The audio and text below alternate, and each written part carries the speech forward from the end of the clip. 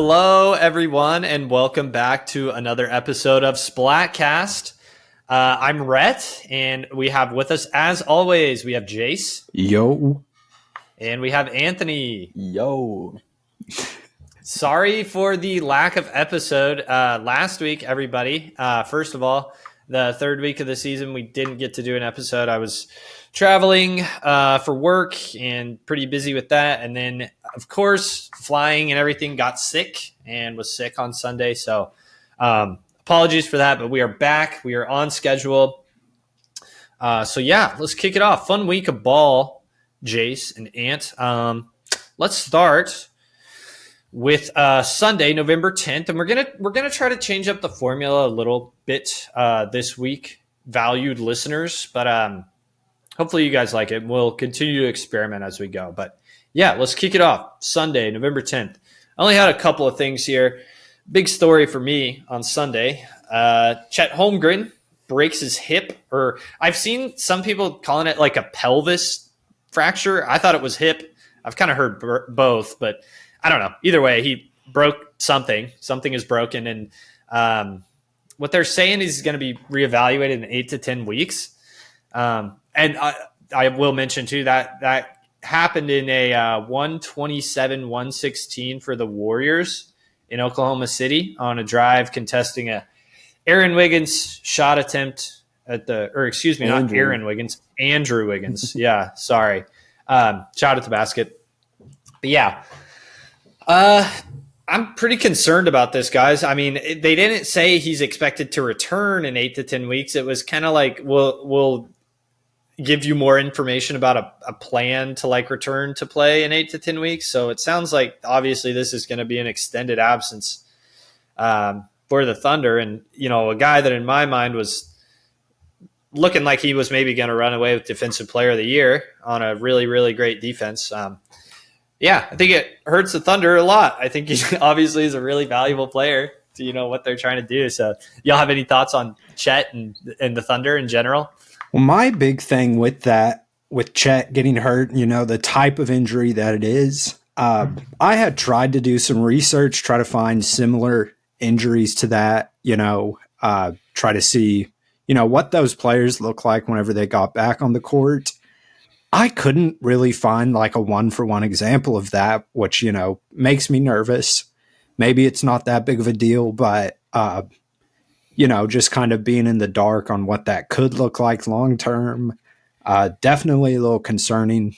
I am, you know, hopeful that it's not going to be anything too impactful, but, you know, definitely makes you sweat a little bit.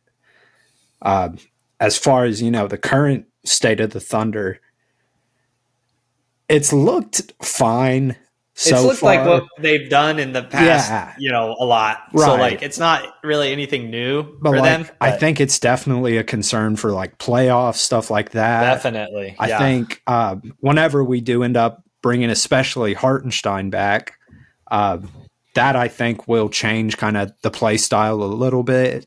Having, you know, a DHO hub like that at the top of the key will really help a lot of stuff, but at the end of the day, he's not the same type of player as Chet. So, you know, concerning at the least, I would say.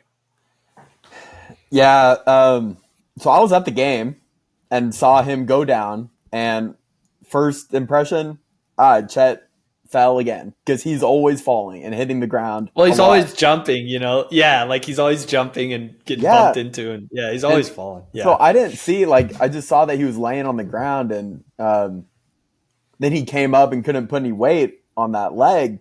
So I was like, oh, it must have been an ankle.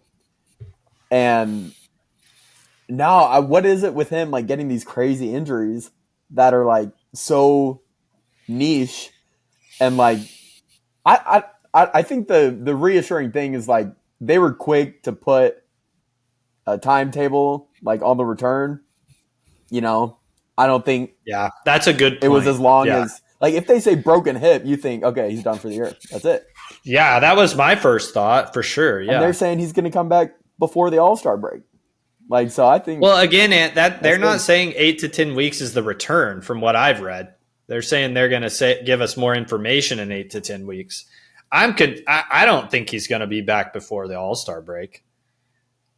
I would guess we're probably looking at like 3 months.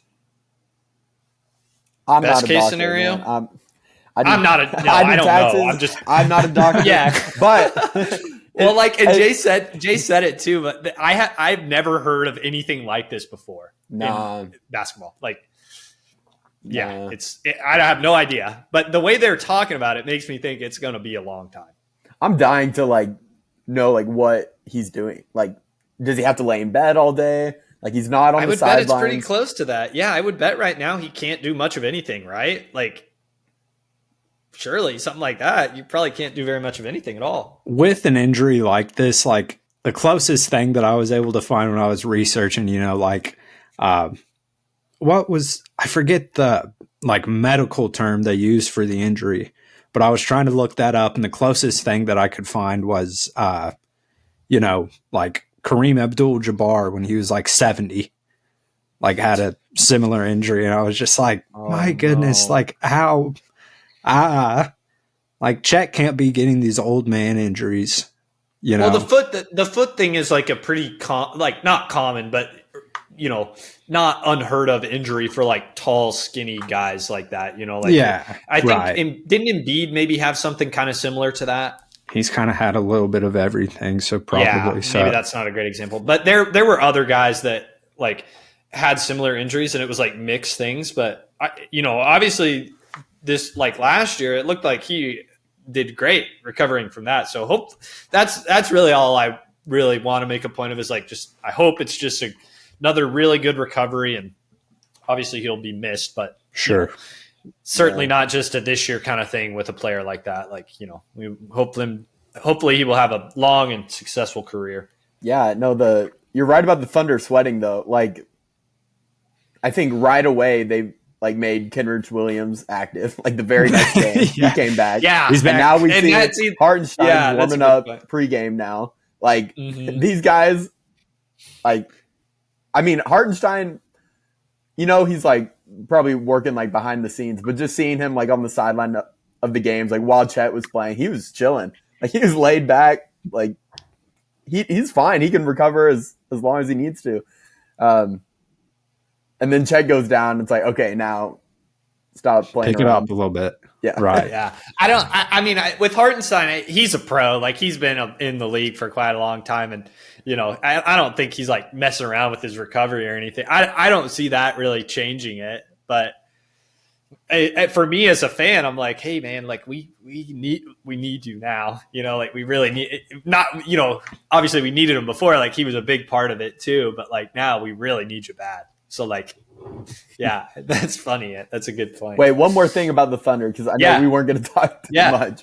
But what we have seen, is SGA playing better. J-Dub.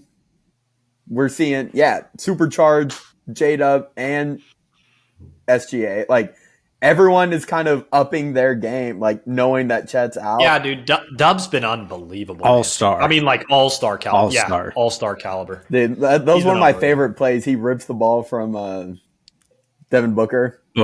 Yeah. On Friday night. And then goes back the other way for Booker in jail, man. In that game against Phoenix. That was awesome. Okay, cool. Well, anything else on the Thunder? Obviously, we talked about the Warriors just really briefly there. We're going to talk about them here in a minute.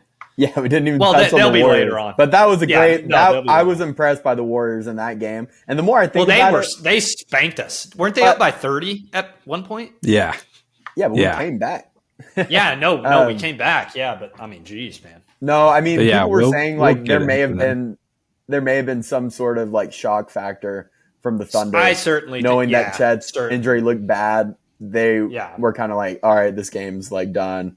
But then they came back anyway.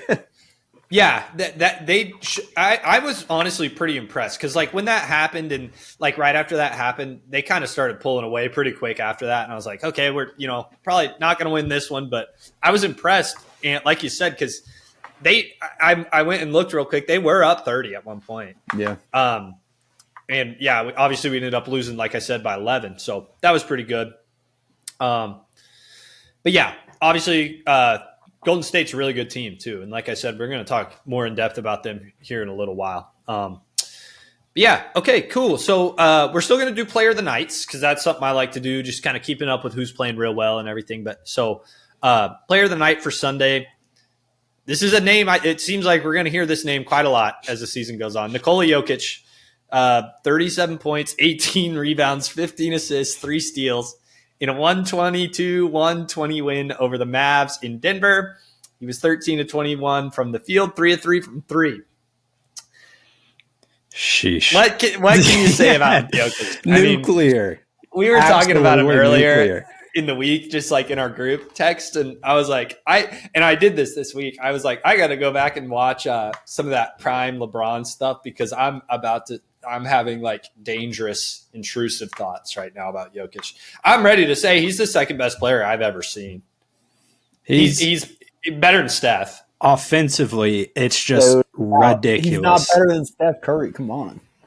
He is better than Steph. Yes, he is. He is. He does. Yes, he is. There's no doubt about that. We saw Steph, unanimous MVP. Steph, 4-time champ. Those Warriors teams. How many MVPs does 73 Steph and 9. have, though? How many? What? They lost. That team lost to LeBron. The king. But I'm just saying, if you go and look at what Jokic is doing over these MVP seasons, it is the best stuff we've ever seen. It like in my lifetime. It is. It's just like how much he is able to do. Like on offense, it's genuinely like it's unbelievable. Yeah. Yeah, incredible stuff. And we talked about it, I think, on the first episode, maybe, that like he'd just have to go nuclear, to win MVP. Yeah. And he's doing I didn't think this kind of thing was possible. Yeah. Yeah, like it's unbelievable. So yeah, like I said, really great game for Jokic. We'll probably talk about him more, as the season goes on, of course. I don't see this slowing down. But yeah, amazing player. Okay, cool. So that brings us to Monday. Again, just a couple of quick things here. Stuck out to me for Monday. Cavs survive again here on Monday, the 11th, to go to 12-0 with a 119-113 win in Chicago. This is like a pretty classic like trap game scenario because obviously the Bulls aren't a very good team. And it was close, which wasn't super shocking to me. But again, Cavs just do it. I did want to mention here, we'll probably talk a little bit more about their record as we go, I bet. I think Jace is going to kind of head up that Cavs segment, so I'm looking forward to that. But locked and loaded. They're the 8th team to start 12-0. 5 of those previous 8 teams that started at least 12-0 or better made the NBA Finals. 2 of those 5 won it all. They're the best start since the 15-16 Warriors, who started. Does anybody want to take a guess what that Warriors team started out before they lost? I know these answers. Yeah, so I'm going to stay out of this part. That's it. Yeah. Anthony got it. 24-0. How'd you know that? Did you look it up? No, everyone knows that, man. Come on. All right, damn. Y'all be forgetting the Warriors. No, I'm looking up Curry stats right now. I don't forget about the Warriors. I know about the Warriors. I've been following. I'm not saying anything disrespectful about. Jokic is better than Steph. Am I insane? I think Steph should have gotten Player of the Night from last Sunday. Wait, because how many did he have against the Thunder? From the 10th? Dude, yeah, Jokic, the day he played the Thunder. Did you hear what I said about Jokic? He had 13, 18, and 15. Okay. What did Steph do? Do you have his stats pulled up? No, but I'm pretty sure he scored more on the Thunder against the Thunder than anyone has this year. That is true, I think. That is true. He had a really good game. I think he had 36 points, but I don't remember what else he did. Already, too, this is working better. Because this is what we need to be doing on the show. This is what I was hoping. Because we're kind of going for like a less is more. Yes. And like less has certainly been more so far. Fight. Do you have those stats, or do you want to just move on? No, dude, my computer's too laggy. I can't Okay, on that's like fine. 2 different tabs. But no, I just thanks I just for remember pushing back on me, but I'm right. Jokic is better than Steph. How tall is Jokic? Like, he should get rebound. The thing is, I'm just not What does impressed. that have to do with it? I'm not impressed with triple doubles anymore. I'm not. Like, you're one of those guys, huh, Anthony? Well, let me ask you this, You're one Ant, of right? them. If we're just talking about like if we're just talking about right now, and I'm going to talk about Steph in a really positive light here in just a little while. But if we're talking about right now, who has a better team right now, Steph or Jokic, like around him? Steph. Yeah. No question about that, right? Like, it's not even very close, right? So, I mean, He has to do this stuff, man, or they lose. We've seen it. He has to do this stuff. And the Warriors without Steph have been pretty good. It's been a pretty small sample size, but they've won a lot without him so far. But again, I'm right, but like, it's fine. I can't say like Jokic is a more exciting player in my lifetime. Well, maybe not. Maybe not more exciting. I think Steph and LeBron are so far like ahead of just everyone else. Yeah, in terms of excitement, man. Steph. Like, I don't think that's wrong. Yeah, no, I don't think that's wrong. No, but yeah. Jokic stat machine. He's a machine. He's a beast. He's consistent. He's a beast. I love that too. Like, he brings it every night. Yeah, and his 3-pointer, he plays them all almost. He's shooting really well this year. And Jokic did miss a game, for personal reasons, and he didn't want it publicly said like why he was missing the game. But I heard rumors that they maybe had another baby. So not that he's injured or anything like bad like that or anything. Just congrats to them. Yeah, obviously, potentially congrats, Joker. Yeah, I hope that's all it is, and nothing is nothing negative is going on with Jokic, of course. Okay. So we talked about the Cavs going to 12-0. We talked about the Warriors. Let's see. Yeah, so the only question for me, and again, you'll probably touch on this later on, Jace, but the question for me is just the double big thing that they're doing, if that's going to work in the playoffs. But, man, I don't really see them slowing down in the regular season. I think they're going to be a really, really great regular season team. And, yeah, I do have some more stuff put together especially with the 2 bigs. Perfect. Okay, good. Yeah, that can wait till we get down to my part. But, yeah. All right, let's save that on the Cavs then. Okay, let's go to player of the night here. I think you're going to like this one. Shai Gilgeous-Alexander, baby. 45 points, which is a career high for Shai. 3 rebounds, 9 assists, 5 steals, and 2 blocks in a 134-128 win over the Clippers in OKC. And kind of oddly enough, this was another 13 of 21 from the field, just like Jokic, who I had player of the night from Monday. Oh, that was kind of interesting. It's like a lucky number. Okay, cool. So let's see. Let's move over to Tuesday. The only thing I had written down here was my player of the night. This one's for you, Ant. Steph Curry, 37 points, 6 rebounds, 9 assists, 1 steal, and 2 blocks for Steph in a 120-117 win over the Mavs. And obviously, this was Klay's return to Golden State. So big game, obviously. Big win for Golden State and the Warriors. Did y'all watch any of that? I'm sure you watched at least a little bit of it. That was pretty cool. Yeah, I thought it was really interesting, kind of like, the drama in that game with like the personal stuff. Is that what you mean? Ghosting Steph, whatever, which, is not a super uncommon thing.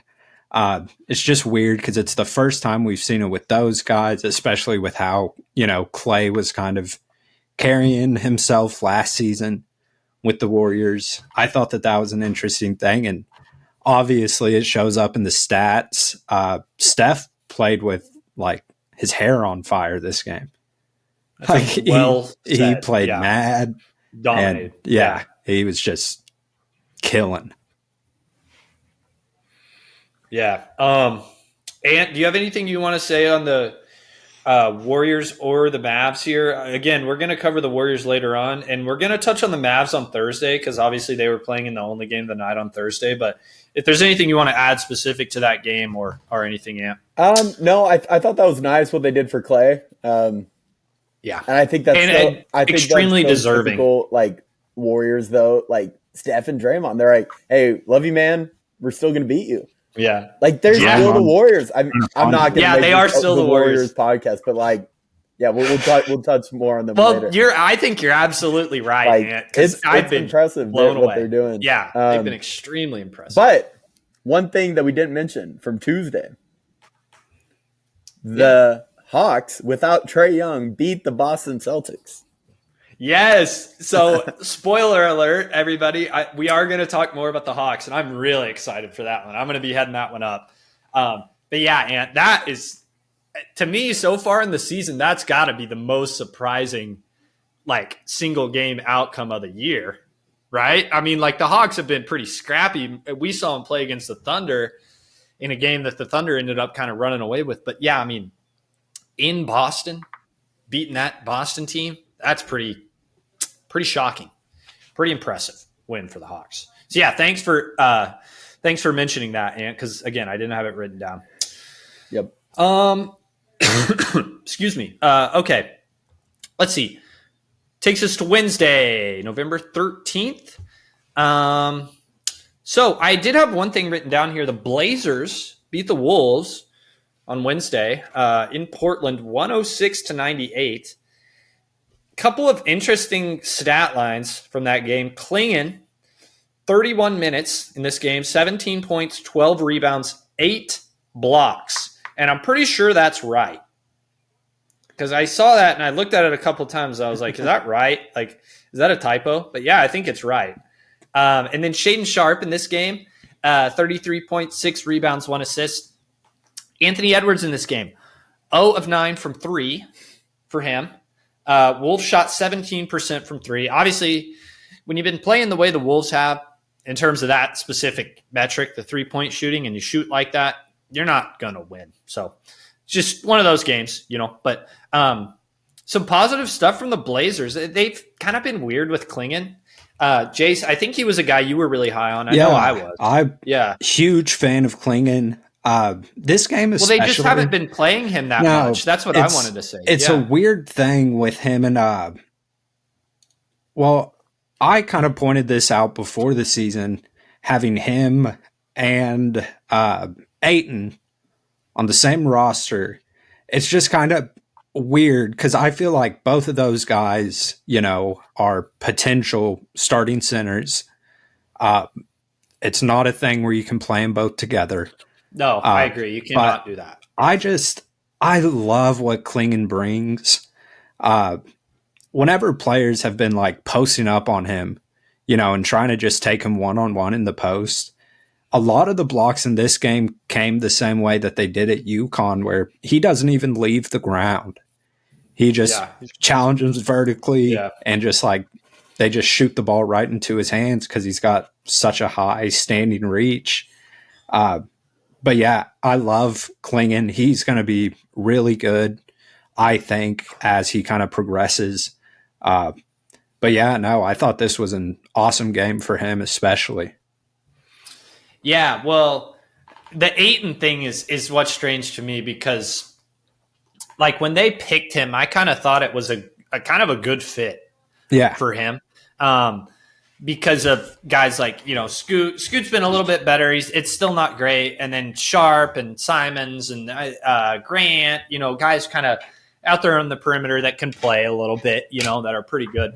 But to me, it's the Ayton's playing too much right now, first of all. But it seems like they are like committed to playing Ayton, like in hopes to like trade him. That's the only way I can rationalize it. But, like, you got to just bite the bullet on this one. He is a sunk cost at this point. You know, you're not going to get value for him in a trade. You're just not going to do it. And, I mean, I do think JC can contribute. For me, I wouldn't want to start him as my center. I don't think he's that good.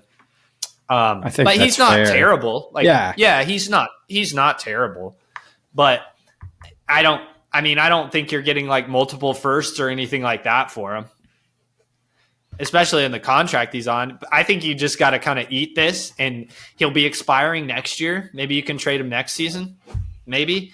But you have to play Klingon. because he's the guy. He's the future. And obviously the defense was outstanding in this game, but talking about Hartenstein, like we did before, Hartenstein, excuse me.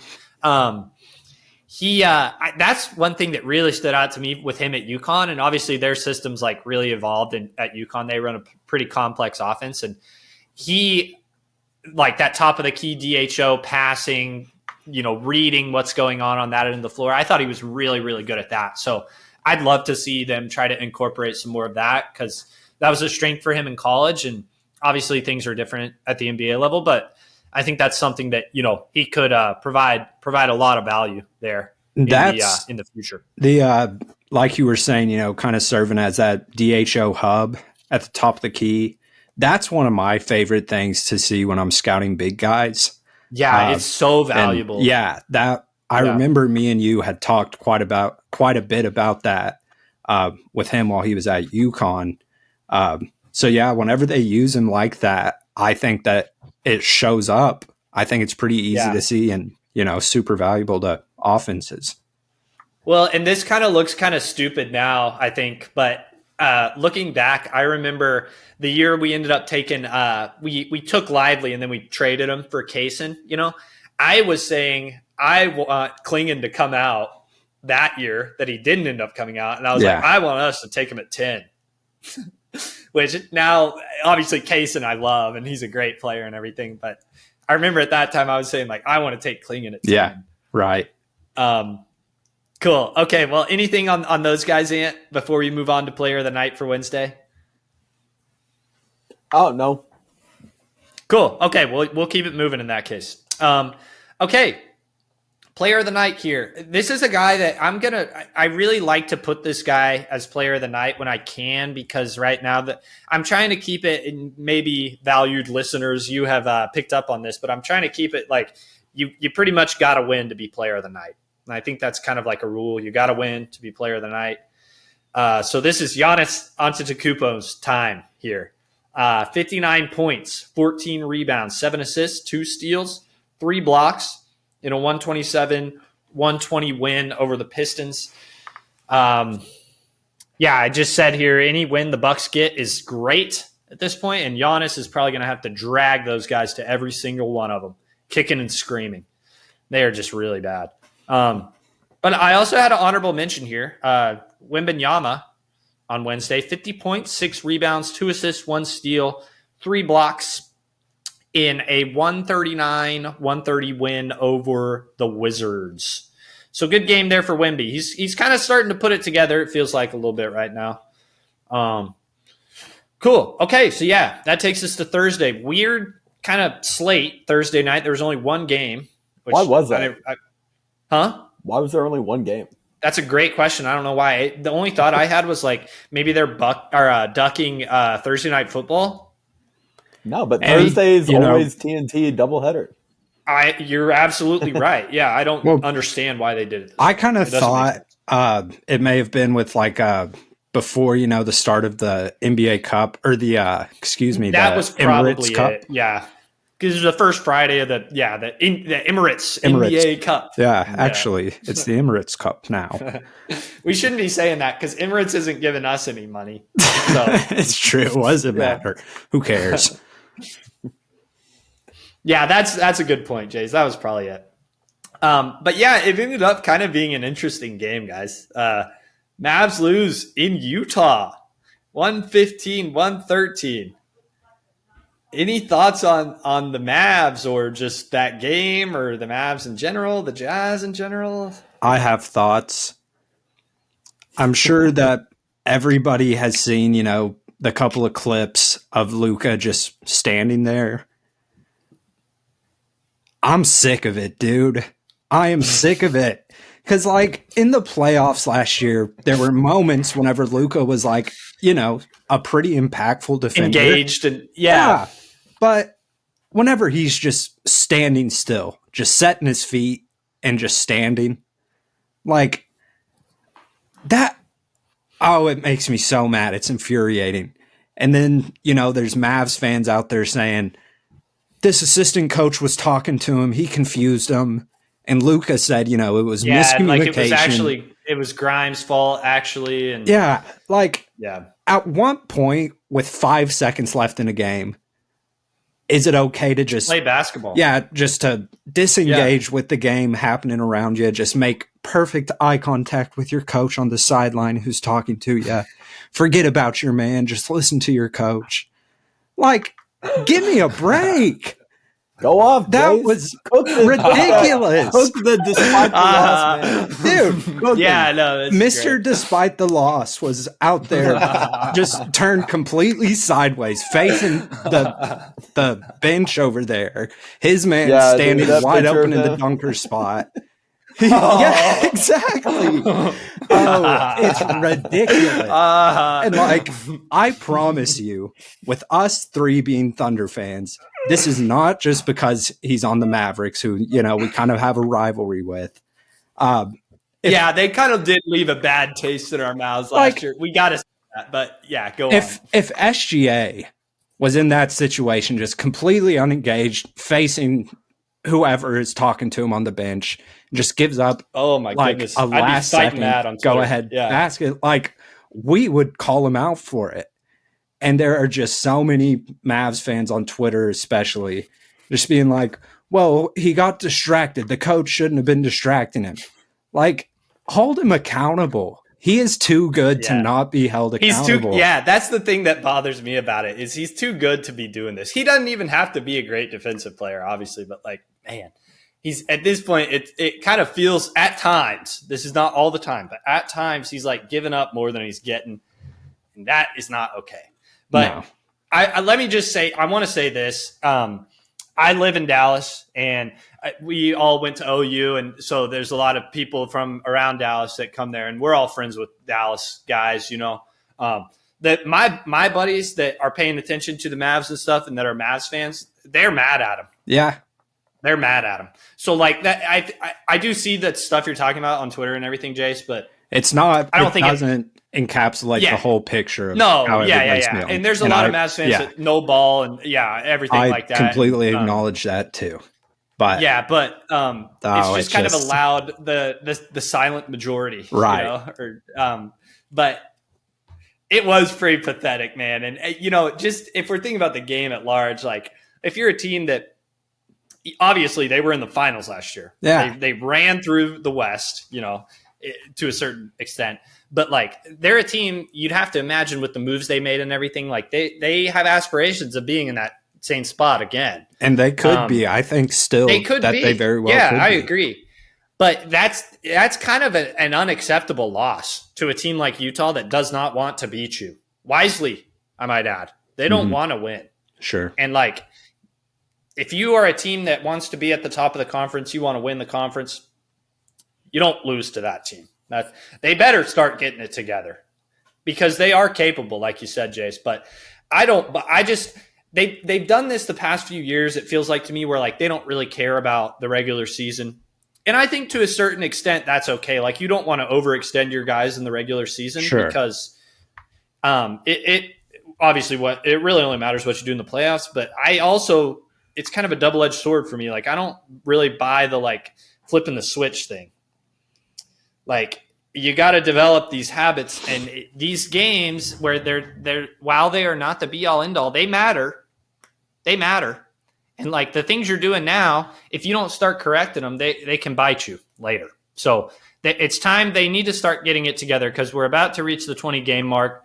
And for me, around 20 games, that's when things really, you kind of start to know who people are. So who do you want to be, Dallas Mavericks? Because you can be good, or we've seen you can be pretty bad too.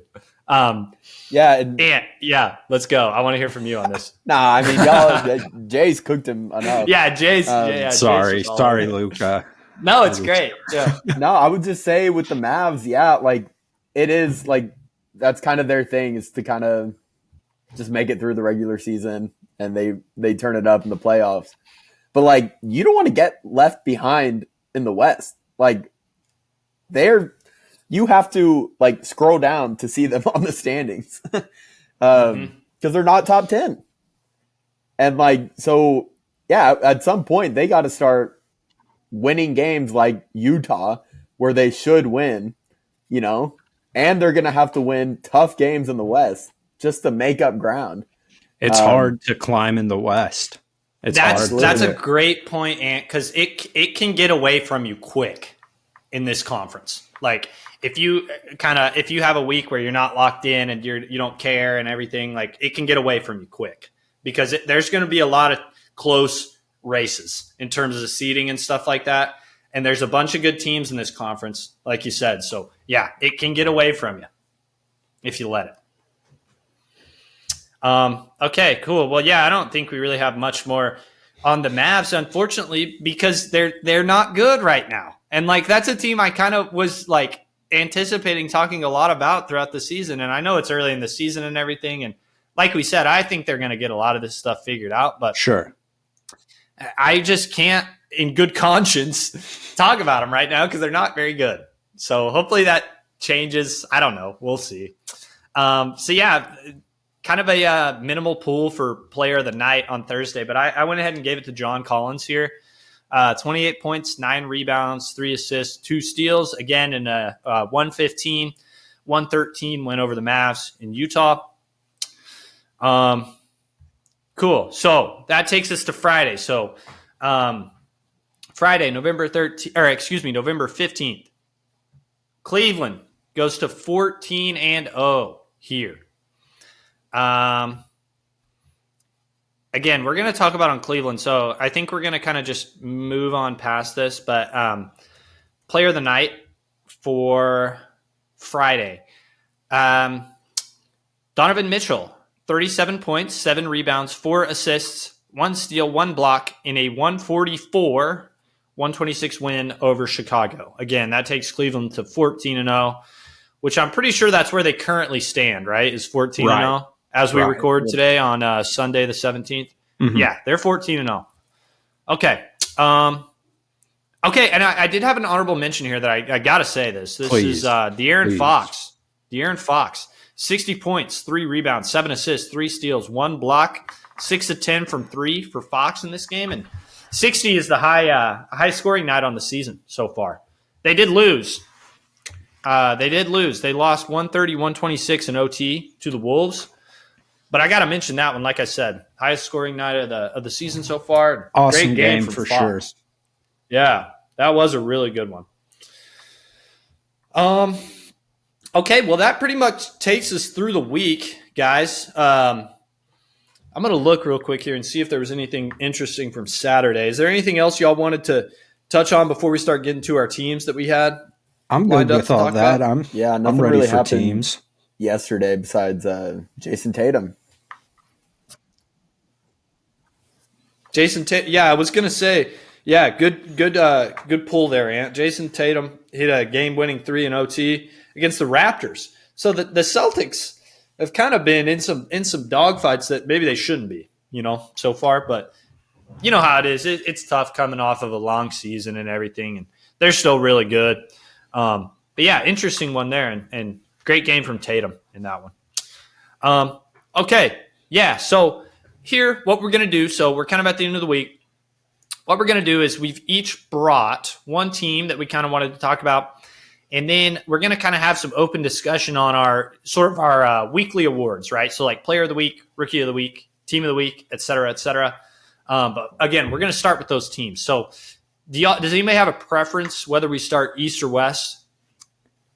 I can kick us off either way. I say just get us started with the East. It's the first team we have on the list that works for me. Yeah. So the team that I was kind of interested in this week from the East is the Atlanta Hawks. Obviously, they're not, probably not one of those contending teams in the East, but they're currently 5th in that Eastern Conference. They're at 6-7 right now. They had 2 games this previous week. Both of those games were NBA Cup games. The first one, like we talked about before, Anthony brought this up. It was a 117-116 win in Boston. And then they also had a 129-117 win against Washington. What I really wanted to talk about here with the Hawks is the young guys, the 2 young guys, Dyson Daniels, Jalen Johnson. Dyson Daniels. I'm pretty excited man. about these guys. Yeah, Dyson Daniels obviously has been very popular recently, playing great ball right now. That looks like just an astronomical find for the Hawks in that trade for DeJounte Murray with the Pelicans. He's averaging 15.3 points per game, 4.3 rebounds, 2.9 assists, 0.8 blocks. And what's just an absolutely unreal steal number, 3.8 steals per game right now. Obviously leading the league there in steals. That's 4.6 stocks per game for him. He's second only in the NBA to one guy. Do y'all want to guess who that guy is that's leading the NBA in stocks right now? Again, Daniels at 4.6. I'll give extra bonus points if you. Who was it? I was going to guess Wemby. Wemby? Yeah. It's Wemby. It's Wemby. Wemby is at 4.9 stocks per game. So obviously that's pretty elite company there for Dyson Daniels in terms of just being disruptor on defense. This is per Basketball Reference. So the Hawks currently have 3 guys with over 350 minutes played on the season. They also happen to be their core 3 guys. They're all relatively young guys. So obviously the first one's Trae Young. He's played 435 minutes so far this year. He's a -1 right now in box plus minus. Jalen Johnson has played 475 minutes so far. He's a -0.6. And then Dyson Daniels is at 366 minutes. He's the only one that's positive in this stat. He's +1 right now. So I'd argue, based on that, he's been their best player so far this year. I don't think Dyson Daniels has been their best player. Yeah, I definitely do not think that that's a crazy thing to say. Recently, he's getting 6 steals or more every single night. He's had multiple games over 5 steals. Yeah, which is just insane. I think he had 4 games straight with at least 6 steals. I was going to say, I know that he had at least 3 games in a row that was over 5 steals. I'm not exactly sure what it is right offhand, but yeah, I mean, he's just been dominant. Sure. We'll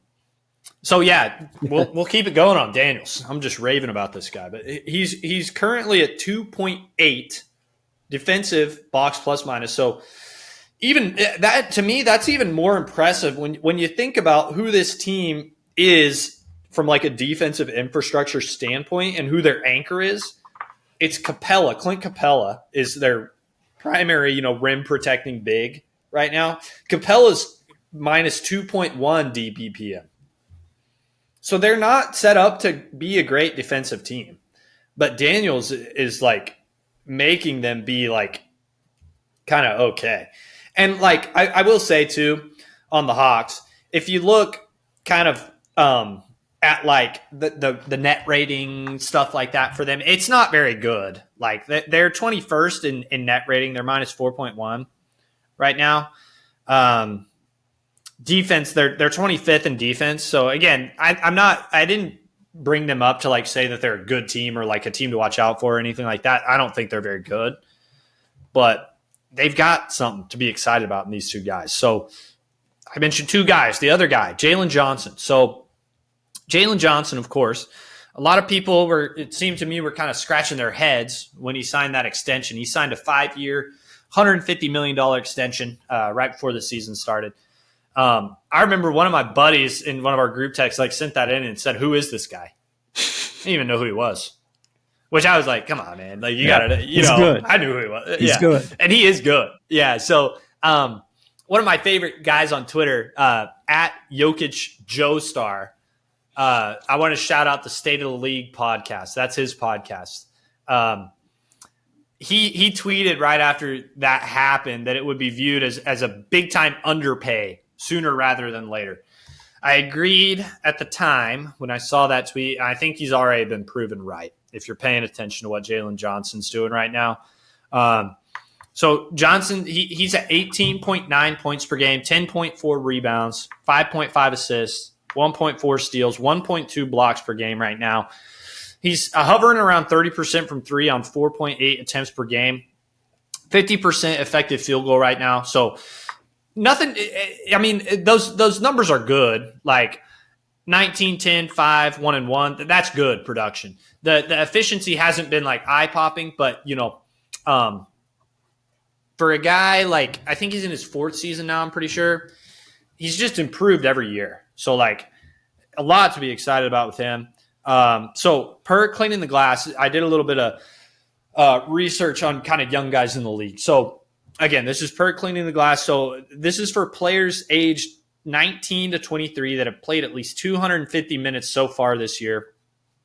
Johnson's third in on-off differential at 12.7, plus 12.7. Again, he's third. He's behind two guys. Do y'all want to take a guess who those two guys are? Oh, my goodness. I have no clue. 19 to 23. It's kind of a toughie. If we don't want to guess on this one, I'll just say it. No guesses? I may have to just take this one. Okay, so Keyshawn George is second at plus 13.1 on-off. Grady Dick is first at plus 16.6. And again, this includes guys like Chet, like Wemby, like all that stuff. So take it with a grain of salt. I just thought it was an interesting stat. He's been effective when he's been out there. So again, he's ahead of guys like Victor. Victor's plus 7 on-off. Chet's plus 1 on-off. Johnson's also second in expected wins added right now. He's at plus 27. Again, behind Grady Dick, who is at plus 28. So that's one I'm going to keep on the radar because I might need to talk about Grady Dick here in a little while because he's had a great start to the season too. Mm-hmm. But anyway, back to Atlanta. So yeah, to me, when I'm looking at all this stuff, as I was doing this research, I think Atlanta probably now has, in terms of that 19 to 23, like young guy kind of range, I think they're probably two of the top 15 most valuable guys in that range right now in the NBA. And Atlanta's got two of them. And again, that's just like true if we're using that on and off differential stat as kind of the measuring stick. Obviously, there's other ways to look at it. But I like that on-off differential stat because that's something that everybody brings up with Jokic a lot, like his on-off differential right now, I think it's like plus like 47 or something insane. Mm-hmm. Anyway, so like I said, a lot to be excited about in Atlanta. Johnson, he's just improved exponentially every year of his career. This year so far had been a huge jump to me, especially on offense. He certainly seems to work pretty well with Trae on that end. He's a really versatile player on both ends of the floor. He can kind of play that pick and roll with Trae as the big guy. He's pretty good driver. He's got really good balance, really good feet. He's pretty versatile shot maker, especially like inside of the paint, around the paint. He again, good balance. A lot of times he'll have guys on a string. Like I was watching some Johnson this morning, and a lot of times you'll see when he starts getting into the paint, a lot of times that defender has his back to him. Like he's just turning guys around on his drives a lot. Daniels, again, we talked about how like the Atlanta defense isn't really set up great right now. He's covering a lot of those warts. Like they should be a lot worse than what they are. Again, it's not great, but he's kind of making them a lot better than what they otherwise would be. I do think they're going to, in all likelihood, they're going to find themselves outside of the playoff picture by the end of the year. Did just want to say that. I think that's a good thing. If they have a lottery pick at the end of the year and they can hit on something, the future is very bright in Atlanta. If they can add one more guy in a draft that is, going to be very, very talented, both this year and next. So sure. I wanted to ask y'all, with all that stuff being said, should Atlanta move Trae? At the moment, I still think that it's a little too early to shift things around like that much. But one of the things we talked about before the season started was, a lot of us really put some stock into Trae Young this year, kind of saying like he's going to make another leap, kind of solidify himself as one of those top, 3 to 5-ish point guards, especially in the East. But, with how they've looked recently, he may not be where they want to kind of, plant their flag with their team. Because obviously, you know, he's a liability on defense. And obviously, primarily with Dyson Daniels, like we were just talking about, that is a completely different play style than what they have. And I do think moving forward eventually, that probably will be the direction that they'll choose to go towards, you know, defensive first, kind of bigger positionally. And, you know, there's been a lot of speculation with Trae Young getting moved maybe to like, you know, the Lakers, maybe San Antonio to pair up with Wemby. Wherever it is, I don't expect to see that like anytime this season. I agree. But yeah, down the road, I think that definitely is like a viable option to monitor.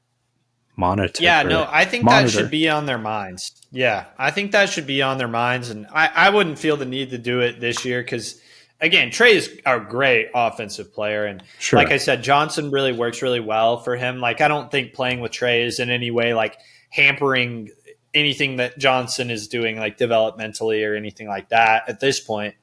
And I will say, too, I don't really see either of these guys that I've just talked about being like a number one kind of offensive engine kind of guy on a really good team. I don't think that's the way that they play, but I do think it should be on Atlanta's mind for the future, maybe moving away from that like Trae dominated, like heliocentric style of play on offense to something more like egalitarian that we see like from Boston or, you know, a lot of the other really good teams. Oklahoma City kind of plays that way too. Obviously they have Shea, but just kind of more like equal opportunity play style. And yeah, it's certainly, you know, maybe investing a little bit more into defense. But yeah, Anthony, I know you're a Trae fan. Do you have any thoughts on the future of the Hawks, the future of Trae's career? I don't think they'll move him this year.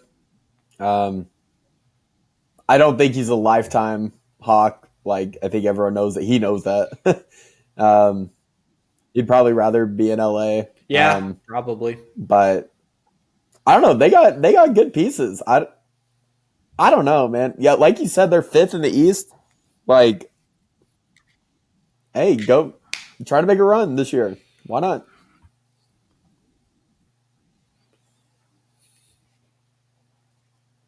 Yeah, well, it'll be interesting. They got a lot of pathways, and again, a lot of stuff to be excited about, I think, there. But cool. Well, yeah, that's my team in the East. Jace, it looks like you had some stuff maybe on the on an Eastern Conference team. So I'll let you take it away. I've been excited to talk about them.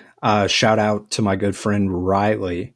He's a big time shout out Riley. Cleveland Cavaliers fan, lifelong Cavs fan. As mentioned earlier, 14-0, just absolutely remarkable start to the season. We mentioned the Warriors started 24-0. There are three other teams who had better starts than this to open up a season. Obviously, I have them here in my notes. Are y'all both looking at that? Yeah. Okay, so no trivia question. Those three teams are the 93-94 Houston Rockets, started 15-0. And do you know if these teams went to the finals, Jace, or won the finals? Do not. Okay. With Houston, they did. I'm pretty sure. I believe I'll look that up. As you keep would have going. been one of the Jordan retirement years. Or I think I said that there were three other teams, but there are two other than the Warriors who started 24-0.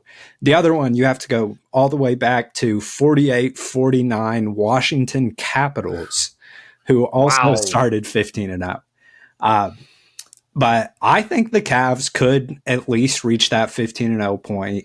Their next three games are against the Hornets, the Celtics, and the Pelicans. Are they all at home, it looks like, too? I believe so. The Hornets, I think, is going to be really kind of a sleeper matchup. The Hornets, I think, have been playing really well. LaMelo Ball's been kind of on a heater. Jace, let me cut in super quick here because I just want to say on that 94 Rockets team, that team won the NBA Finals. Gotcha. that Golden State team lost in the NBA Finals, and that Capitals team lost in the BAA Finals. Excuse me? So that's how far back we have to go. Right. But yeah, so all those teams made the finals. So, And yeah, sorry, Jace, to interrupt, but please continue. No worries at all. I do think that the Cavs have like a legitimate chance to at least make the finals.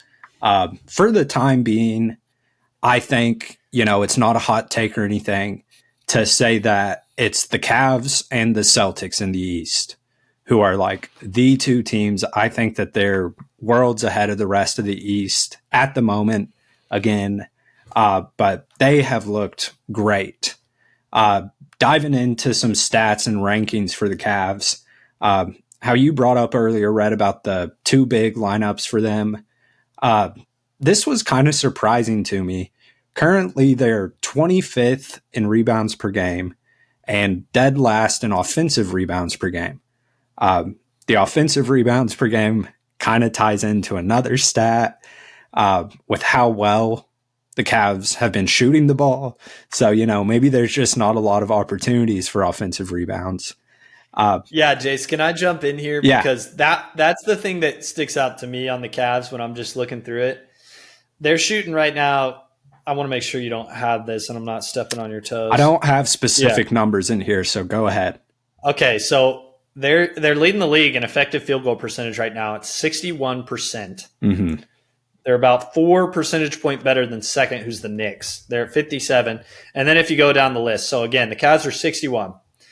Second place, 57, 56, 56, 56, 55, 55, 55, 55. So that separation is absurd. Yeah, it's insane. It's a big gap. But that's not just the effective field goal is not the only thing that jumps out, because other than those two rebound rankings that I just mentioned and their free throw percentage, the Cavs are top 7 in basically at least top 7. Everything. In everything.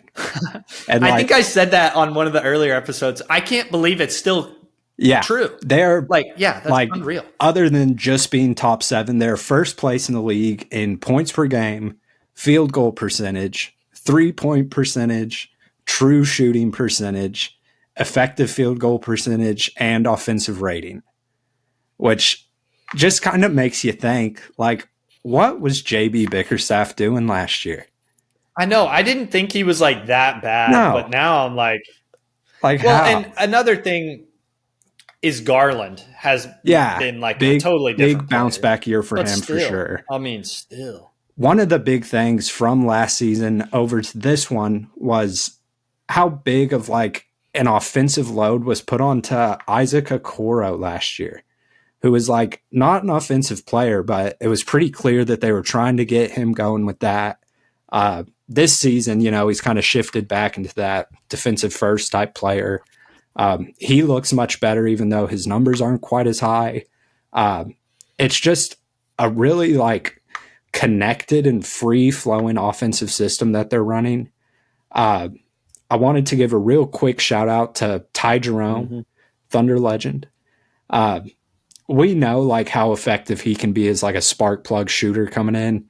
He's averaging just below 10 points per game, shooting splits of 59, 53, 83. So it's not just kind of that core group of guys, like it's everybody they're putting out there is playing like, contributing. Yeah. Like they're just such a good team. I think like they work so really well together. On the defensive side, they have 7 players averaging at least 1 steal per game. So it's just everything. I love how, just comfortable they look playing with and off of each other. Leading scorer, obviously, Donovan Mitchell, but he's not even averaging 25 points per game so far. Like he's just below it, but still, like he could easily be close to a 30-point per game scorer. But, they just work so well. They play so unselfishly. It's beautiful. Like I mentioned earlier, it's them in Boston at the top of the East, and I don't think it's particularly close after that. But yeah, they have been awesome. They're legit finals contender, in my opinion. Like, regardless of, how well they keep going to start the year, the stuff that they've shown is, like, I think really translatable to the playoffs.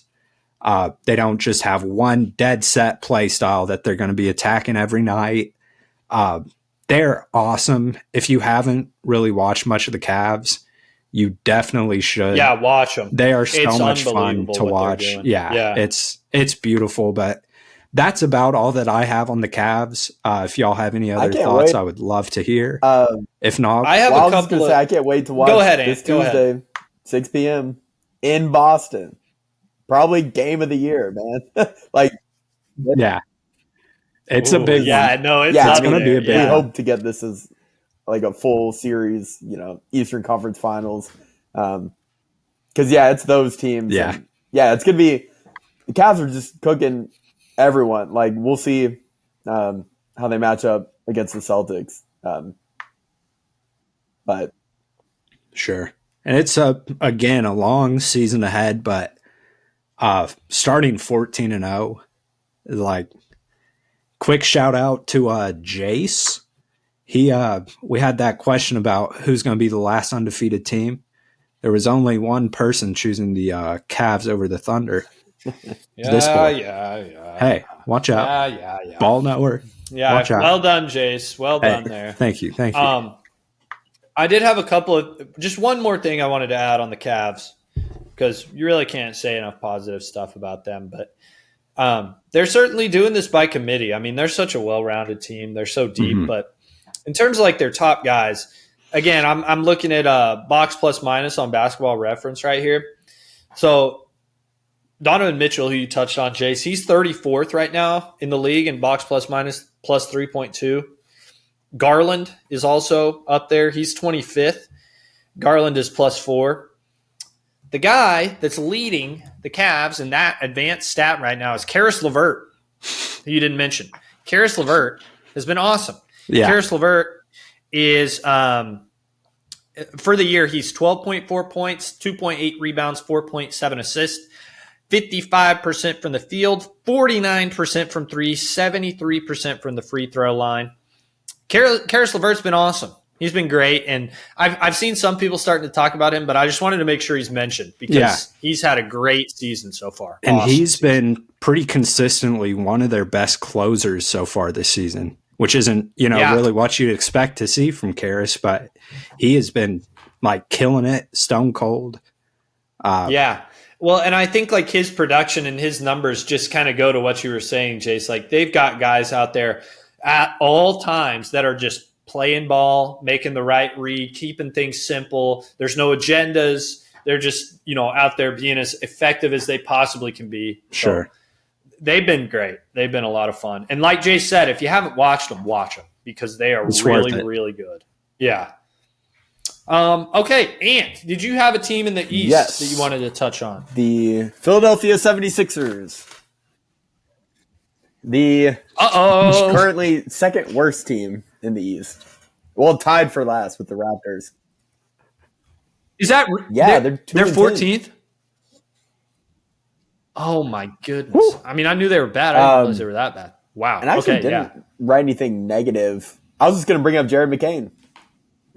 This guy's awesome. Yeah, the bright spot. Yeah, that's the story. The bright spot. Yeah, that's obviously the story is PG and Embiid and now Max too. But yeah, McCain's so awesome. Last 5 games for Jared McCain, 26.2 points per game, 44% from 3. He's doing his thing. He's shooting like 10 threes per game. He's cold. He's cold, Quick man. release. He is cold. I think he had one game where he was like 34 and 10 a while back. Yeah. Yeah, he's just a few days ago. One quick thing on Jared McCain's 3-point shooting. I think a lot of people agreed with me last year when he was at Duke, how good he is at like driving and kicking and relocating to open spots. Like it's like smooth and quick. Yeah. And he just pops out. He's ready to shoot. Yeah. I wanted he's him cold, on the Thunder, man. He would have fit He's a beast. so well. You did. His I remember you saying personality-wise, that. and Yeah. like you can never have too many Yeah, shooters. good TikToks. But with the Sixers, man, like they're still not winning. He's a beast. Yeah. Well, hang on. I wanted to say some more about McCain before we move on. Yeah, he's 16th right now in box plus minus. Like he's ahead of guys like LaMelo Ball, Sabonis, Wembanyama, Luka, Garland, Lillard, Jaren Jackson Jr., KD, Donovan Mitchell. I mean, he's been out. Yeah, He's been great. And like he hasn't, at the beginning of the year, he wasn't really he played, but he wasn't like a super significant part of their rotation. But just like with the opportunity has just come like results that you could have never imagined. I think he's maybe already won Rookie of the Year. I was going to say, I think that he's like pretty much locked for a first team all rookie at this point. Like assuming sure. he keeps playing and everything. Right. Yeah, got to assume health and everything like that. And man, hopefully he stays healthy because he's really the only good thing they got going on right now. And man, he's been awesome, outstanding. Cool. Okay, well, let's move it over to. So we don't have anything else about the Sixers, and I can kick us off here. Yeah, I would. What was your team? Do you have anything else about the Sixers? They're really bad. They're still not winning. Okay, not bad. They got Embiid back. He's playing normal minutes. Paul George is playing. Kind of. Max is out. I guess, man. But I know it's not like they got to worry about getting left behind in the East. Like they could probably make up some ground. Same with like the Bucks. Like they're still going to make the playoffs probably. But yeah, what's going on in Philly? What would y'all do to fix it? Pray.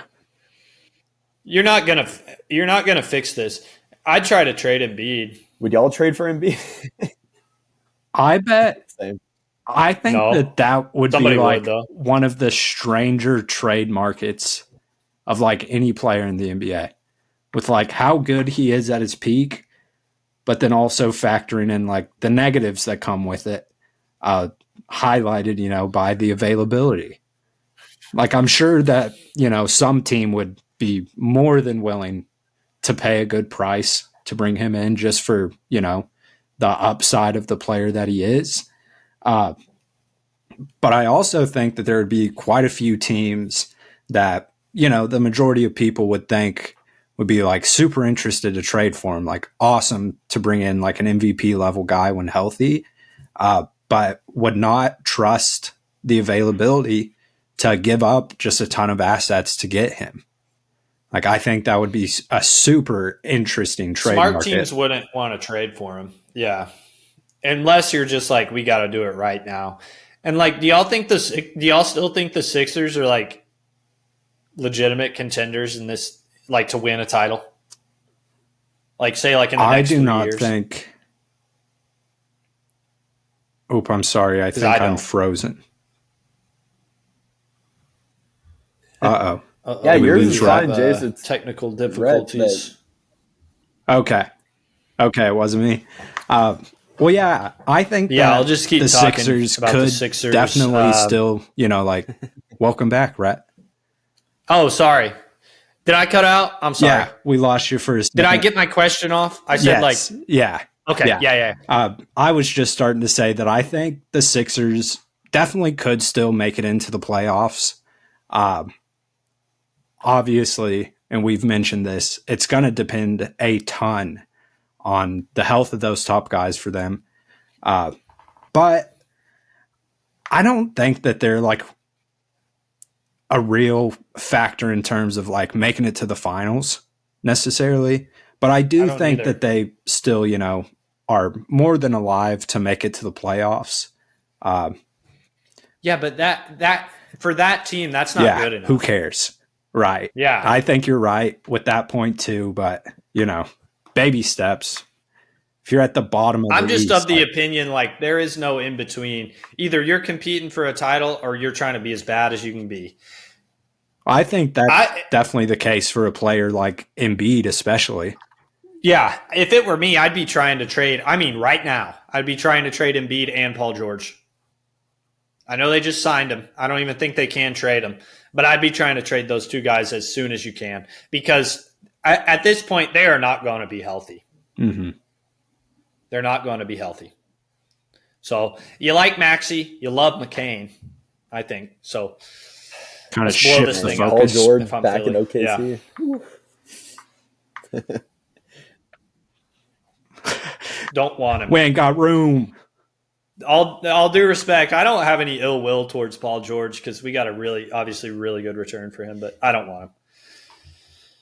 His time is past. Yeah, that's enough about the Sixers. Sixers. Okay, Let's go to the West. Okay, done with the Sixers. Okay, let's go to the West. So I'll kick us off here. Golden State Warriors for me. We've talked a lot about Thunder. I didn't want to talk about them with the Chet injury, and obviously I just didn't want to talk about them again because we've already done it. But yeah, Golden State, most interesting team for me as of late in the West. So I would say we talked about Cleveland and kind of the way they're being effective right now, but for me, I think like top to bottom and the way they're playing their rotation right now, they're the most balanced team in the league right now, and they're still elite to this point. So they are fourth in net rating right now. They're seventh in offense, fourth in defense. They're first in spread differential, which I thought was pretty interesting. As they say, good teams win, great teams cover. Golden State has certainly done that. Interesting little factoid here. As I was researching those net ratings, the top 5 teams in net rating, all 5 of them are top 10 in both defensive and offensive net. I thought that was kind of cool. So top-heavy league right now based on that. So Golden State, back to Golden State. So we talked about it in previous episodes. This Warriors team, they've caused us as Thunder fans quite a lot of pain and misery and sadness. But when you're watching this team play, it really is like a beautiful brand of basketball that they play. I'm going to talk about this here in just a minute, but they do a lot of things really well, and they do basically all of those things like by committee. So they're first in assists per game right now at 30.3, just over 30 a game. But they only have 2 players in the top 70 in the league in assists per game. That's Steph at 16th with 6.4 assists per game, and then Draymond at 34th with 5.3 assists per game. Over half of their shots right now that they're taking are 3-pointers. They're third in the league in 3-point attempts per game, second in makes per game, second in 3-point percentage, at just over 39% as a team. That's pretty good. And no surprise there, really. That's the way they played through this elite stretch that they've had over the past several years, kind of being like the dynasty of the league as of late. And they kind of started that 3-point trend, so they kind of changed the way the game is played. And obviously that 3-point shooting is a great indicator of success in today's NBA. So another thing that's been really good for them is the transition offense. They're 5th right now in pace. They're 6th in possessions per game. And going back to that transition and just kind of playing with pace in all aspects of their offense, everybody's moving all the time for them, flying around, generating advantages off of screens, on the ball, off the ball, everything. They're just constantly generating advantages on offense, putting guys in tough spots as defenders. And then Kerr, I got to say it, he's one of the smartest, most creative coaches that I've ever seen. I don't love him personally. I think he's kind of smug and everything, but he is a really good coach. And I was rolling for a while with like the take that like Kerr is like an overrated coach and he just had all these really good rosters and everything. But man, at this point that has been proven stupid. So I was not right about that one. Kerr, he almost always like gets these guys to buy into this like equal opportunity offensive system, often gets guys to play the best basketball they've ever played. So kudos to Steve Kerr. I talked a bit about them, and I think it was the last episode that we did, and as Golden State, that I was a bit, concerned about kind of the top level talent on this roster as the season progresses for him. With Steph back and healthy and playing the way he is right now, that may not be an issue. He's currently at 22.7 points per game, 5.1 rebounds, 6.4 assists, like I mentioned, 47, 43, 94 splits. Interestingly, his 3-point attempts are down a bit so far this year compared to the last 3 seasons. He's shooting about 9 per game so far, shot about 11, somewhere around 11 a game over the past 3 years. His percentage is actually up, though. He's sitting at around, like I said, 43% right now from 3, compared to right at around 40 or so over those past 3 years. This is his best 3-point shooting season since his MVP year in 18-19. So pretty crazy from Steph. Obviously he's not young anymore. He's having one of the best shooting seasons he's ever had. I bet that volume will kind of tick up too as he kind of gets back into flow. Sure. He's only had a few games back since he was hurt, so shooting the ball, shooting the leather off it right now. Obviously, another big part of this for us as Sooner fans is Buddy Hield. Buddy Buckets. Yep, Buddy Buckets. He's just in the perfect role here. Just running all around on screens, kind of like I mentioned before. Surrounded pretty much all the time he's out there by, really, really smart basketball players playing in a really, really effective system. Those guys are going to set him up and find him on time, on target every time. The defense has also been really great, which is surprising to me. All due respect to Draymond, which I'm going to talk a little bit about him here in just a minute, as a defensive player, but I just didn't think the roster was put together great defensively. And I've been wrong about that so far. If I could jump in there real quick. Please. Go off of that.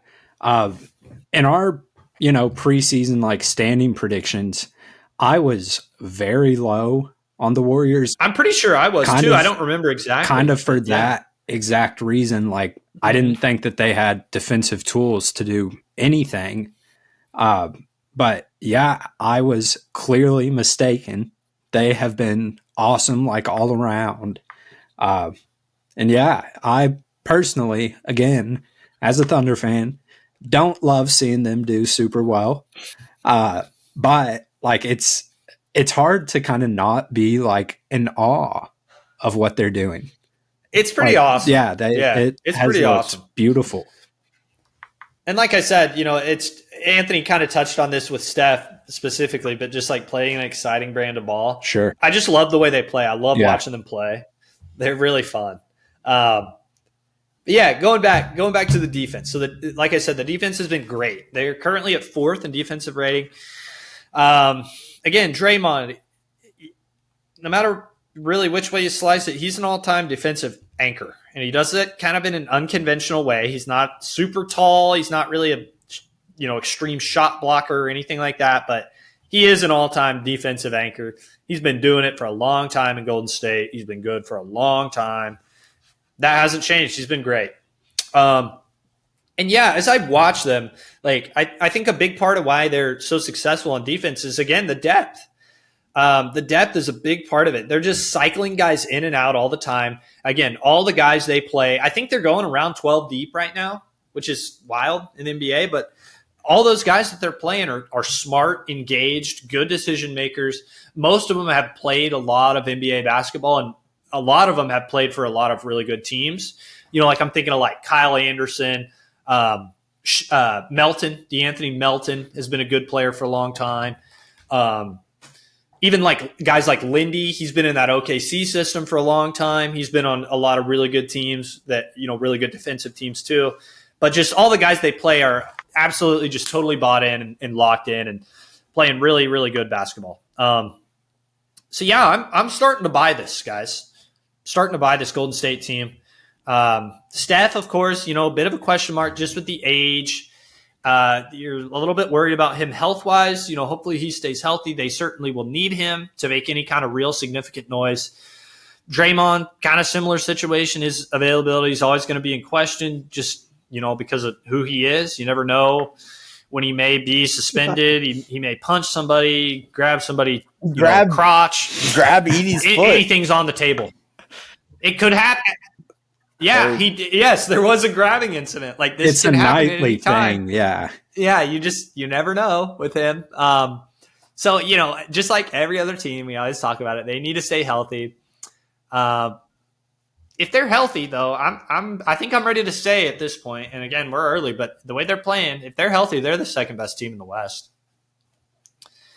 And with Chet, as teams, smart teams are going to find ways to exploit that. I'm not saying they're going to boat race OKC or anything like that, but smart teams are going to find ways to exploit that lack of size. And, we're going to see them, I think, right up there at the top, the way they're playing. I think we're going to see them in contention for that top spot in the West. Yeah, the way it's going right now. So we're lots all of good in the stuff same from boat. Golden Like we State. don't love to see them succeed, but like I do think it's awesome for like the league, like because we were talking about the teams at the West, like the top four is locked, with Denver, Minnesota, Dallas, OKC, how it was last year, and then they just burst into the scene. They like crashed the party, really, to remind everyone who they are. I think it makes the playoffs really interesting too, because they're good in the playoffs. Certainly. Yeah, they're going to be good in the playoffs. Like the most proven team in the playoffs. Like in the whole league. Recently at least. Yeah, like in the recent past. But yeah, last thing on the Warriors, I wanted to say, obviously we had a special guest a couple episodes back. We had Sam Dunham with us, and he was saying at the time like he was much higher on the Warriors than we all were. So good call, Sam, because I think I'm coming over to your side. Good call there. Swayed us. Okay. Sweet. Oh, okay, Jace. Let's kick it over to you because this is a team I'm excited to talk about too. Yeah. I'll let you take it away. Yeah, my team that I wanted to discuss in the West was the Houston Rockets, who are currently third place in a pretty jam-packed Western Conference. That is crazy. Well, what I think is the most crazy about it is it's such a hard thing to really like put your finger on why they've been so much better this year. Because like the team stats and the individual stats don't jump out. Yeah, it's kind of like really in like any situation. They're a really good rebounding team, which, plays a part. But offensively, they do still have glaring issues. Another thing that it's looking like I may have been wrong about is I think that Jalen Green, and I'm going to get more into this about the not so pretty side of it, but he has been more impressive offensively this season than I really expected. CJ's, I got to disagree. I think he has not been good. Yeah. I'm excited to hear your thoughts. They don't have many guys that can like go and get you shots. Like a number one scoring option and conventional number one. Yeah. And the defense is still not pretty with him. Shot selection at times can be very questionable. But there's other times where he's just like, he's kind of unstoppable for him. Like he has games where he's on, and that kind of lack of consistency, definitely a concern. Not what you want from the guy, like the main guy on your team, but their net rating without Jalen Green on the court is a plus 15.2, which would be first place in the NBA. But with Green on the court, which kind of points towards your argument, Rhett, whenever he's on the court, they're a plus 2.9, which is a very steep change. Does not, support my argument of me being somewhat impressed with him this year. More impressed, I guess, than so far in his career. But their three leading players in minutes per game are Fred Van Vliet, Jalen Green, and Dylan Brooks. And I think all three of those guys more than likely will not be like long-term pieces for the Rockets as they start, kind of finding their identity, who they want to be. I think even though they're third place right now, I think that they should kind of start to embrace that change of identity, start leaning more on their younger, more athletic players. Main two for me, Amin Thompson and Tari Eason. Yep. Super versatile Love defenders. those guys. Yeah, they're both of them, kind of struggle with the offensive side, but just the aggressiveness, the hustle, defensive tools that they have.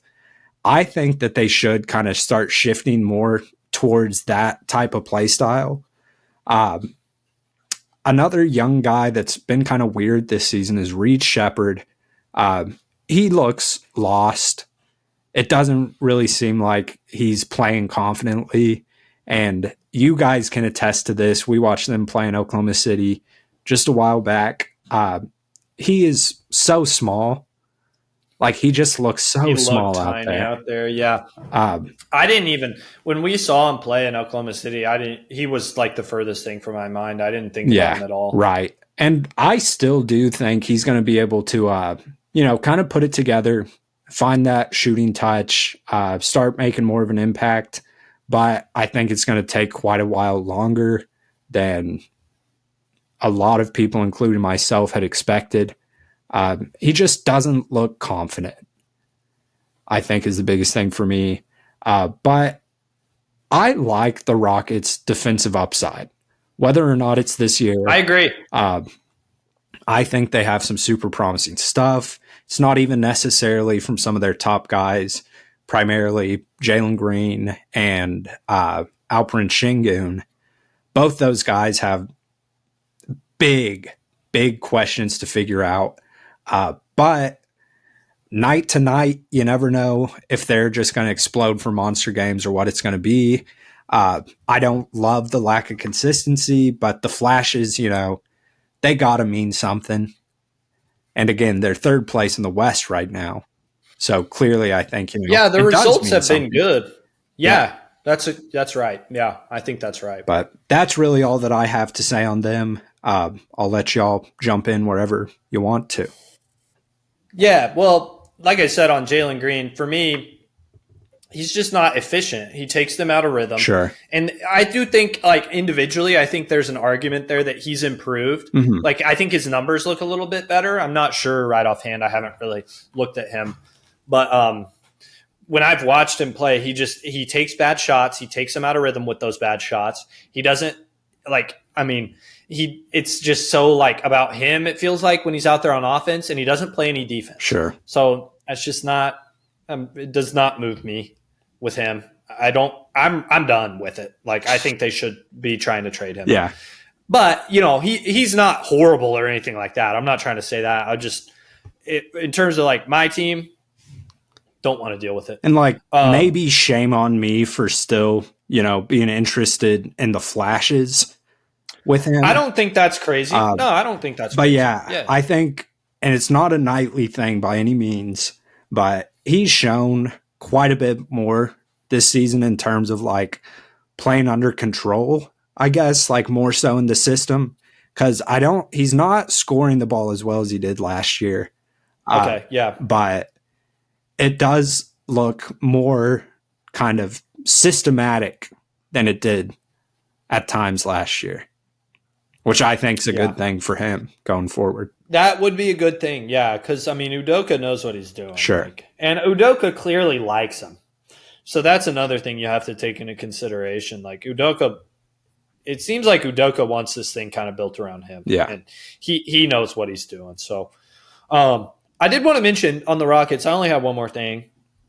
They're one of two teams right now in the league with two players that are top 10 in BPM. Tari Eason, that you mentioned, Jace, is 6th. And then Şengün, that you also mentioned, of course, is 9th.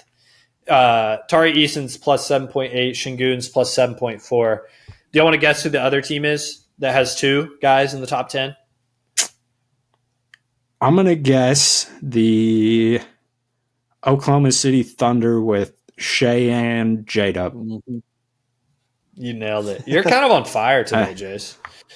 Yeah. Okay. OKC has Shea at 3rd, plus 9.3, and then Dub at 10th with plus 6.2. So that's pretty cool for Houston. Yeah. Pretty impressive. Yeah, that's good stuff. Okay. Ant, you got a team in the West that you want to talk a little bit about? The defending Western Conference runner-ups the Minnesota Timberwolves, who just the reason I picked the Sixers because they're underachieving. That's why I picked the Timberwolves, because we were expecting them to be up with the Thunder, fighting for that first spot in the West. Right now, they're fighting for a playoff spot in the West, and it's still early. It's very early. They won last night. Good game, beat the Kings. But prior to that, they had a terrible week. 3-game losing streak. Lost back-to-back nights in Portland, which, how does that happen? Yeah. Yeah. That should not happen. Yeah, no, we talked about the Mavs losing that game. They shouldn't lose. That's way worse. Yeah. Losing both of those? Yeah, that's and way so worse. That got them to 6-6. But then they won last night, so they're 7-6, and they're not too far off. If they get things together, they could still make a push for the top half of the West. Right now, they're playing the Suns. I'm keeping up. They're losing by 11 at home, first quarter. Booker already has 17 in the first quarter in Minnesota. Woo.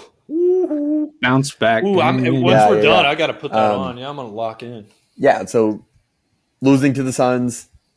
We just saw the Suns in OKC a couple nights ago.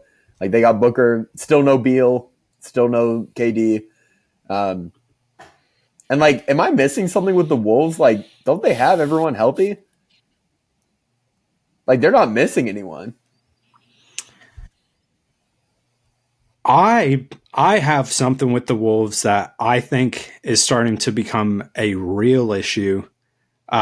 Is the lack of production from Dante DiVincenzo.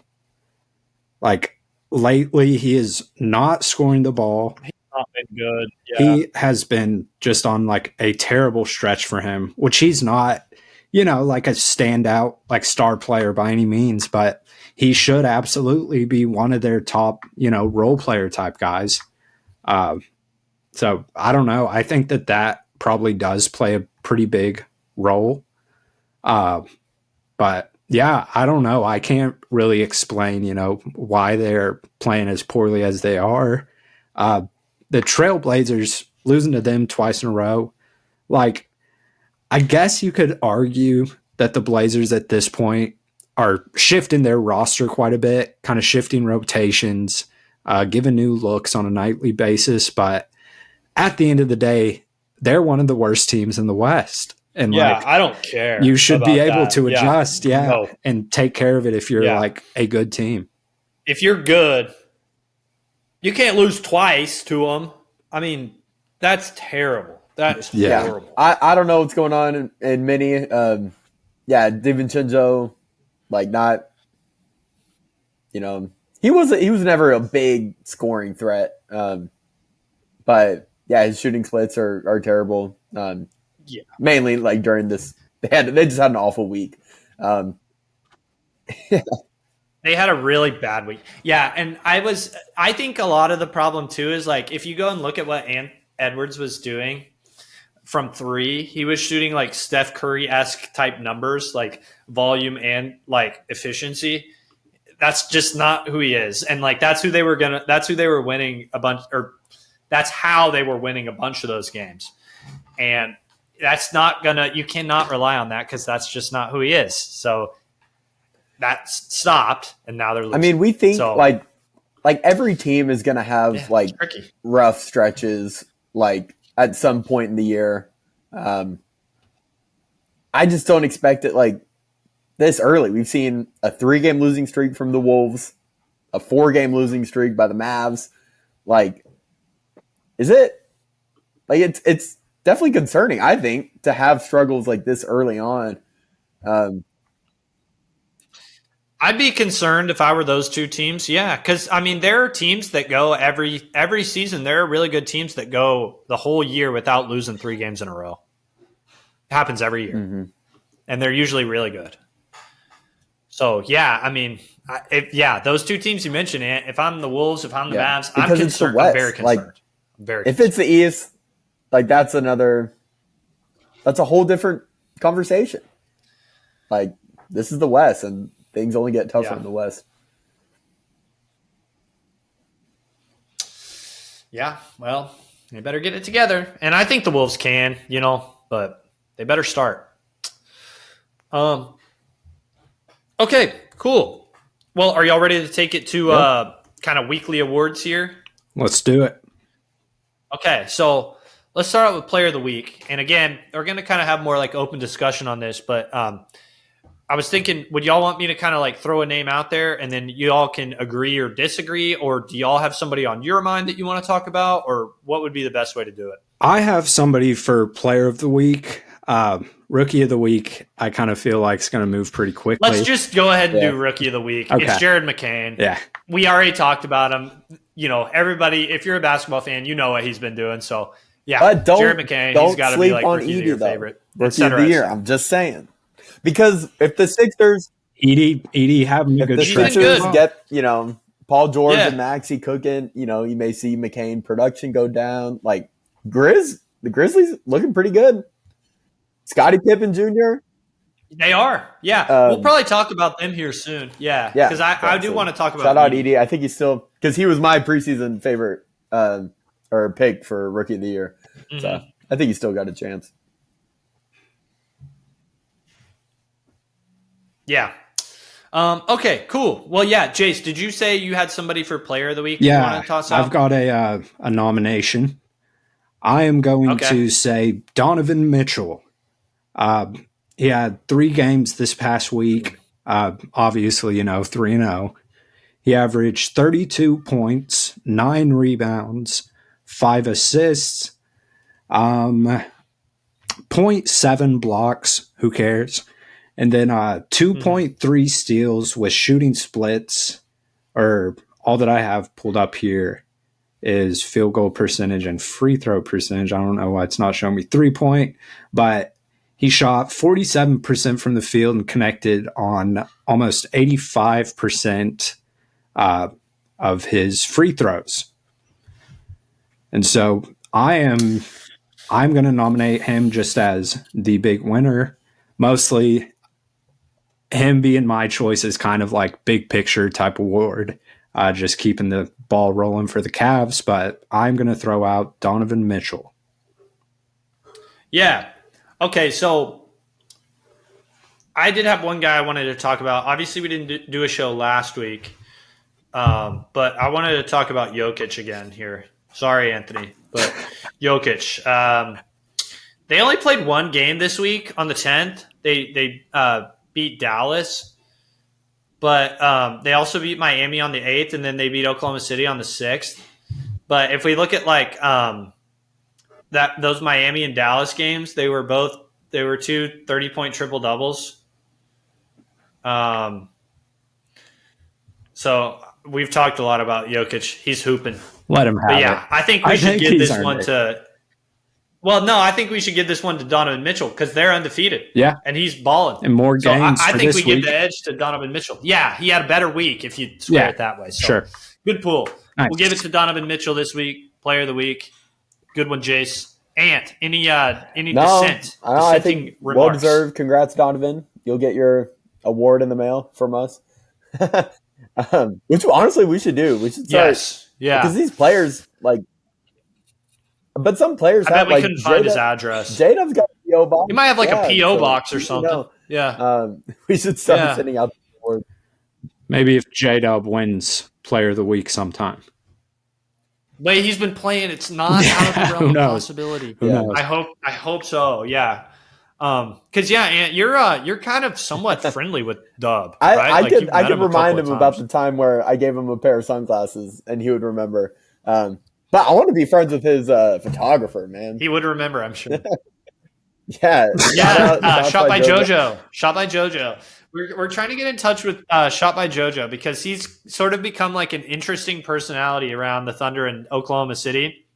So we want to try to get in touch with him and maybe have him on the show at some point. So that's a work in progress. But yeah, shout out Shot by JoJo. Great Oklahoman. Okay, so we got player of the week. We got Donovan Mitchell and Jace. Thanks for bringing up those stats for us. You got it. Rookie of the week. We got Jared McCain. So that brings us to sort of the end of the show here. Team of the week. Jace, I have a hunch of who you may want to nominate for this, but Ant, before we get to Jace, do you have anybody you want to throw out there for team of the week? Let me see if I can find a team that's not the Cavs. But okay, Jace, do you want to talk about yours while Anthony's doing a little bit of research there? Yeah. Again, this is kind of the same thing with me nominating Donovan Mitchell. More so than just the week, it's the bigger picture and continuing on the start to the season through this week. 14-0 is tough to do. Borderline like impossible. Yeah. Regardless, they're not blowing every team out every night. I think them being able to carry over this success for a whole nother week, they would get my nomination for this week. If they, start the season 35-0, I don't know if I'll be able to keep continuing pushing this argument out. Well, we're going to keep talking about it. If they get to 35-0, we're going to keep talking about them. We'll have to. We'll change to a Cavs podcast by that point. Yeah, we might have to. But yeah, I would lean with the Cavs. Okay. Well, and I think that's obviously we've talked about the Cavs, and I think that is a really good nomination, of course. It certainly makes sense. I have a counter to your point. So if we look at this week, obviously the Cavs are undefeated, but if we look at this week, they beat the Bulls in Chicago, they beat the Sixers in Philly, and then they beat the Bulls at home. Let's go over to a team that I talked about, Golden State. So they beat the Thunder at Oklahoma City. They beat the Mavericks in Golden State. They beat the Grizzlies in Golden State. And those last two games were NBA Cup games for the Warriors. I am going to nominate for this week the Golden State Warriors. Over the Cavs. I may second that. That is a much more impressive 3 games victories. Yeah. And again, we talked all about the teams and everything and everything like that. But yeah, I think if we're just looking at this week, I'm gonna go with the Golden State. But I'm hoping here that Anthony maybe has somebody else. Maybe. I've got the Oklahoma City Thunder, who also went 3-0 with no center. People, if we ever get any listeners, Anthony, they're going to be in the comments saying, "You're a homer. You're a homer." Emergence of All-Star dub. We had an SGA career high. We had 2 straight games holding teams under 90. This team, man, I'm nominating them for Team of the Week because I think things are about to get rocky. You see that upcoming road trip for the Thunder. They got the Warriors, Kings, Lakers, Rockets, all on the road, back to back. West Coast trip, yeah. So this week they got the Blazers, Spurs. The next 3 games are manageable, but then after that, it's a tough road trip. I think you've made a compelling case, Anthony, because the Chet thing and the way we've kind of responded to that and just everything else. So I'm glad that you chose them, Anthony, because I've kind of been struck by inspiration here. So I think what we're going to do, we're going to go ahead and wrap up the show here, and we're not going to decide on a Splatcast Team of the Week for this week. We're going to ask you, valued listener, to go in the comments and tell us who was right, who was wrong about the Team of the Week. And we'll kind of, assuming we get any comments, maybe we'll get some comments. But if we do, we'll talk about that at the top of the show next week. And we'll just kind of leave it open-ended that way. So you all decide who your Team of the Week is. So with that, I think we're going to go ahead and wrap it up for this week. But another fun week is coming. We're in the thick of the NBA Cup. Starting to get to that, getting close to that 20 game point of the season. So things are starting to heat up in the NBA. So already looking forward to next week, Anthony and Jace, and we'll have another fun episode for everybody then. And until then, We'll see you next time. Can't wait. Hey. Hey. See y'all.